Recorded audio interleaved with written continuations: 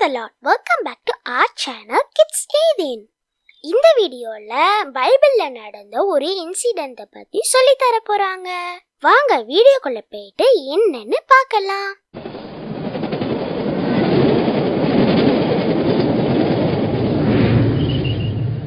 Kids Eden. Hi குட்டீஸ். So உங்களோட லைஃப்பில் நீங்கள் எப்போயாச்சும் என் கூட என் ஃப்ரெண்டு வந்து பேச மாட்றா, என் கூட யாருமே இல்லை அப்படிலாம் வந்து யோசிச்சிருக்கீங்களா? வேதத்தில் ஒரு வசனம் இருக்குது. சங்கீதம் 46:11.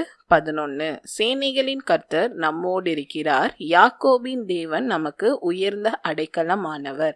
நம்ம கூட யாருமே இல்லை அப்படின்னு சொல்லிட்டு நீங்கள் ஃபீல் பண்ணவே வேண்டாம். உங்கள் கூட எப்பயுமே யார் இருக்கான்னு பார்த்தா ஏசப்பா வந்துட்டு இருக்காங்க. உங்கள் கூட இருந்து உங்களுக்கு ஒரு ப்ரொடெக்ஷனாக எப்பயுமே உங்கள் கூட தான் வந்துட்டு இருக்காங்க. அதனால ஒருபோதும் இனி வந்து என் கூட யாருமே இல்லை அப்படின்லாம் வந்து நீங்கள் ஃபீல் பண்ணாதீங்க. இந்த வசனத்தை இப்போ வந்து படிக்கலாம். சங்கீதம் 46:11. சேனைகளின் கர்த்தர் நம்மோடு இருக்கிறார், யாக்கோபின் தேவன் நமக்கு உயர்ந்த அடைக்கலமானவர்.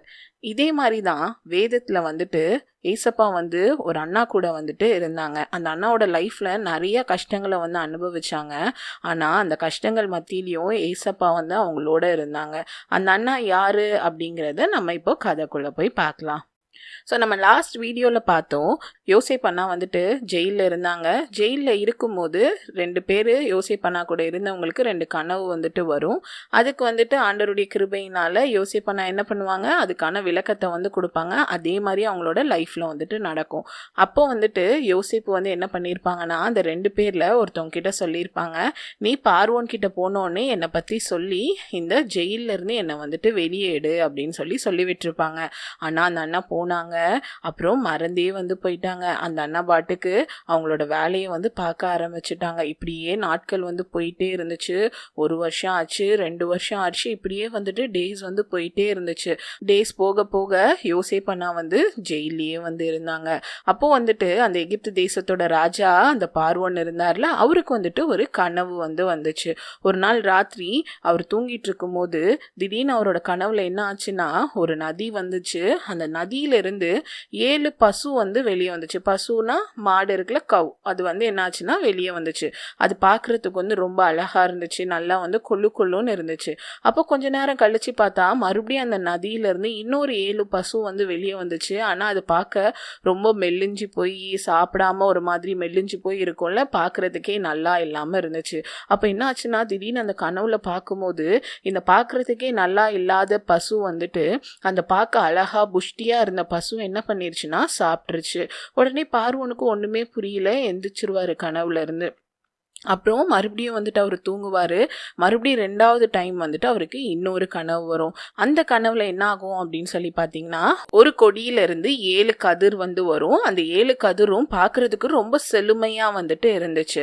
அப்புறம் கொஞ்ச நேரம் பார்க்கும்போது திரும்பி வந்து அதுலேருந்து ரொம்ப ஒன்றுமே இல்லாத ஒரு 7 கதிர் வந்து என்ன பண்ணுச்சுன்னா, இந்த அழகாக இருந்த நல்லா இருந்த 7 கதிரை வந்துட்டு அது வந்து விழுங்கின மாதிரி அவருக்கு கனவு வந்துட்டு வரும். அவருக்கு வந்து ஒரே கன்ஃபியூஷனாக இருக்கும். அவர் என்ன பண்ணுவார்னா, காலையில் எந்திரிச்ச உடனே ஒரே கலக்கமாகவே இருப்பார். என்ன நமக்கு இந்த மாதிரிலாம் கனவு வந்துச்சு அப்படின்னு சொல்லிட்டு உடனே அந்த தேசத்தில் இருக்க மந்திரவாதிகள் எல்லாரையுமே வந்து வர சொல்லுவாங்க. வந்து எல்லார்கிட்டையுமே அவர் அந்த கனவை வந்து சொல்லுவார். ஆனால் வந்துட்டு அவருக்கு அந்த கனவுக்கான விடையே வந்துட்டு தெரியவே தெரியாது, யாராலையும் வந்துட்டு சொல்ல முடியாமல் இருக்கும். அப்போ தான் அவர் கூட வந்து அந்த பானபாத்திரக்காரன் இருப்பார். அந்த பானபாத்திரக்காரன் யார் அப்படின்னு சொல்லி பார்த்தீங்கன்னா, யோசேப் அண்ணா கூட ஜெயிலில் இருந்தாங்களே, அந்த அண்ணா கிட்ட தான் அவங்க சொல்லி விட்டுருப்பாங்க, இந்த மாதிரி நீ போய் பார்வோன் கிட்ட சொல்லு அப்படின்னு சொல்லி. ஆனால் இந்த அண்ணா வந்து என்ன பண்ணிட்டாங்க, யோசேப் அண்ணாவை வந்து மறந்து போயிட்டாங்க. இப்போ தான் யோசேப் அண்ணாவை குறித்து அவருக்கு ஞாபகம் வரும். ஏன்னா இந்த பானபாத்திரக்காரன் அவரும் வந்துட்டு ஒரு கனவு காணும் போது தானே யோசேப் அண்ணா அவருக்கு வேலைக்கு சொன்னாங்க. உடனே வந்துட்டு இந்த பானபாத்திரக்காரன் என்ன பண்ணுவார், பார்வோன் கிட்ட வந்து சொல்லுவார், நான் இந்த மாதிரி ஜெயிலில் இருக்கும்போது எனக்கும் சுயம்பாகின்னு இன்னொருத்தருக்கும் ஒரு நாள் ராத்திரி வந்துட்டு கனவு வந்துச்சு. அடுத்த நாள் வந்துட்டு நாங்களும் இந்த மாதிரி கன்ஃபியூஸ்டாக இருக்கும்போது யோசேப்பு தான் எங்களுக்கு அதை அதுக்கான அர்த்தத்தை வந்து சொன்னாரு. அப்போ என்ன ஆச்சு அப்படின்னு பார்த்தீங்கன்னா, அவர் சொன்ன அர்த்தத்தின்படியே எங்களோட வாழ்க்கையில வந்து நடந்துச்சு அப்படின்னு வந்து சொல்லுவாங்க. உடனே வந்து பார்வோன் என்ன சொன்னாங்க, அந்த ஜெயிலேருந்து அந்த யோசேப்பை கூட்டிட்டு வாங்க அப்படின்னு வந்து சொன்னாங்க. உடனே வந்துட்டு ஜெயிலுக்கு போய் அந்த யோசேப்பை வந்து கூட்டிட்டு வந்தாங்க. ஸோ யோசேப்பு வந்து பார்வோன் முன்னாடி வந்து நின்னாரு. அப்போ வந்துட்டு பார்வோன் சொன்னாங்க, இந்த மாதிரி நீ வந்து கனவு வந்து அர்த்தம் சொல்லுவ அப்படின்னு சொல்லிட்டு பானபாத்திரக்காரன் சொன்னான் அப்படின்னு ஒன்று சொன்னோன்னே, நான் இல்லை, ஆண்டவர் தான் வந்துட்டு அந்த அர்த்தத்தை வந்து எனக்கு வெளிப்படுத்தினாங்க அப்படின்னு சொல்லிட்டு பார்வோன் கிட்ட சொல்லுவார். உடனே பார்வோன் அவரோட கனவை வந்து விளக்கி சொல்லுவார். அந்த 7 பசு வந்த கனவையும் சொல்லுவார், அந்த 7 கதிர் வந்த கனவையும் வந்துட்டு சொல்லுவார். உடனே யோசேப்பு சொல்லுவாங்க, இது வந்துட்டு 2 கனவுமே வந்து ஒரே அர்த்தத்தை தான் வந்து குறிக்குது. ஆண்டவர் வந்து என்ன பண்ணியிருக்காங்கன்னா, இந்த தேசத்தில் அடுத்து நடக்க போகிற காரியத்தை வந்து உங்களுக்கு விளக்கி சொல்லியிருக்காங்க அப்படின்னு வந்து சொல்லுவாங்க. அப்படியா அப்படின்னு சொல்லிட்டு பார்வோன் வந்து என்ன அப்படின்னு சொல்லி ஈகராக கேட்டுக்கிட்டே இருப்பார். அப்போது வந்துட்டு யோசிப்பு சொல்லுவாங்க, உங்களோட கனவுல வந்துட்டு அந்த 7 செழுமையான கதிரும் 7 புஷ்டியான பசுவும் ஒரே விஷயத்தை குறிக்குது. அது என்னன்னு பார்த்தா, எகிப்தில் அடுத்த 7 வருஷம் வந்துட்டு செழுமையாக இருக்கும், உங்களுக்கு பயங்கர கதிர்கள்லாம் வளரும், உங்களுக்கு தேவையான எல்லா காரியங்களும் இந்த தேசத்தில் வந்து கிடைக்கும். ஆனால் அதுக்கப்புறம் வந்த அந்த காய்ந்து போன கதிரும் அந்த மெலிஞ்சி போன பசுவும் எதை குறிக்குதுன்னா பஞ்சத்தை குறிக்குது. அடுத்த 7 வருஷம் வந்து எகிப்து தேசத்தில் வந்து பஞ்சம் இருக்கும்.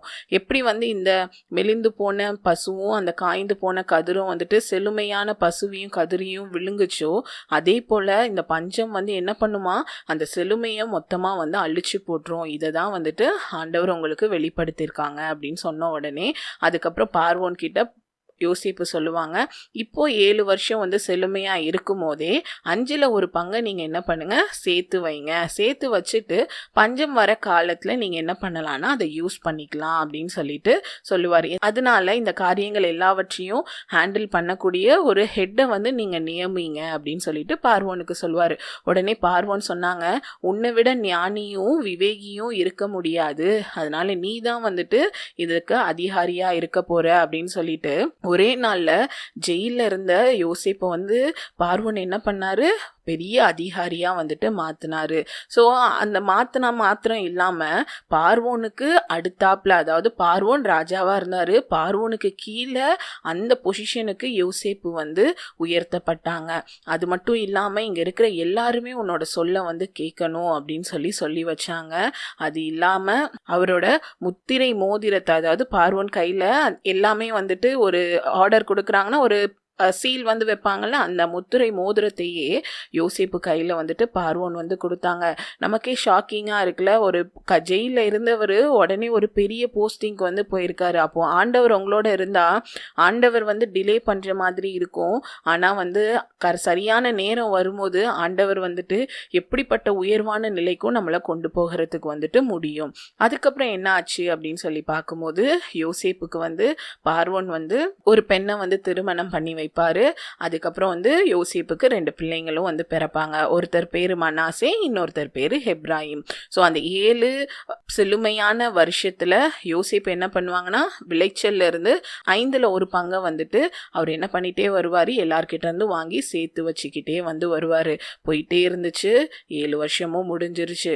7 வருஷம் முடிஞ்சோடனே என்ன ஆயிருக்கும், அடுத்து பஞ்சங்காலம் வந்துட்டு ஆரம்பிக்குது. பஞ்சம் ஆரம்பிச்சோடனே தேசத்தில் இருக்க எல்லா ஜனங்களும் வந்து பார்வோன் கிட்ட சொன்னாங்க, இந்த மாதிரி எங்களுக்கு சாப்பிட்றதுக்கு ஒன்றுமே இல்லை அப்படின்னு சொன்ன உடனே, நீங்கள் எல்லாரும் போய் யோசேப்பை பாருங்க அப்படின்னு சொல்லிட்டு பார்வோன் அனுப்பி விடுவார்.